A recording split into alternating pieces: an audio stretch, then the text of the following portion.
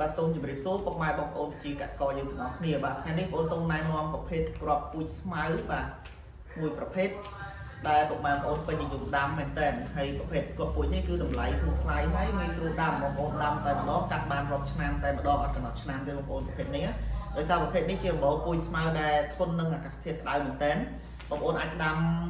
នៅដីចម្ការបាទដីដែលអត់លិចទឹកគឺដាំបានទាំងអស់ចន្លោះដើមឈើដំណាំពុកម៉ែបងប្អូនដែលសល់ដីបងប្អូនអាចដាំបានហើយប្រភេទនេះកម្ពស់វាចន្លោះពី6 ទឹកទៅ1 ម៉ែត្របងប្អូនណាបាទហើយបងប្អូនដាំដំបូងមួយខែកន្លះទៅ2 ខែបាទបន្ទាប់ពីកាត់មួយសាហើយកន្លះខែអីបងប្អូនអាចកាត់បានទៀតហើយវិធីថែទាំគឺងាយស្រួលបងប្អូនកាត់ហើយឆោតជីគ្រាប់យើងតិចតិចទៅយើងបាញ់ទឹកទៅវាឡើងវិញឯងបាទបងប្អូនដាំបែបលក្ខណៈធម្មជាតិក៏ល្អដែរដោយសារប្រភេទនេះគឺវាធន់មែនតើបាទវាអត់ងាប់ដាច់ពូជទេបងប្អូនបាទនៅពេលដែលភ្លៀងមកវាលួសខ្ចីដូចស្មៅធម្មជាតិអញ្ចឹងណាបាទអញ្ចឹងសម្រាប់ប្រភេទរុស្ស៊ីនេះប្រូតេអ៊ីន7ទៅ10% បាទសម្រាប់ប្រូតេអ៊ីនគឺខ្ពស់មែនតើបងប្អូនណាបងប្អូនចិញ្ចឹមគោឯងអាច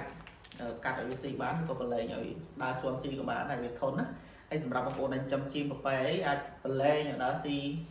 បានផងដែរដោយសារការប្រឡែងវាធ្វើឲ្យសត្វវាមានអារម្មណ៍ល្អសុខភាពល្អបាទមិនងាយឈឺធន់នឹងជំងឺផងដែរបងប្អូនណាបាទអញ្ចឹងសម្រាប់តម្លៃវិញគឺធំថ្លៃបងប្អូនប្រភេទនេះបងប្អូនអាចមានការកំងអីបងប្អូនអាចឆាតជពេឬក៏តំណតាមលេខទូរស័ព្ទដែលខ្ញុំដាក់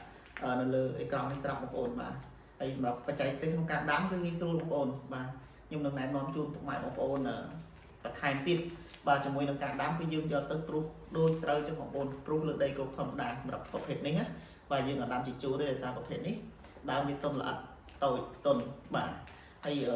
អត់លំមាស់ទេរោមវាតិចតែអត់លំមាស់ទេបាទអញ្ចឹងតកតងជាមួយនឹងព័ត៌មានលម្អិតផ្សេងៗបងប្អូនអាចឆាតចូលពេកក៏យើងមានលក់ពូជស្មៅជាច្រើនប្រភេទទៀតផងដែរបងប្អូនបាទ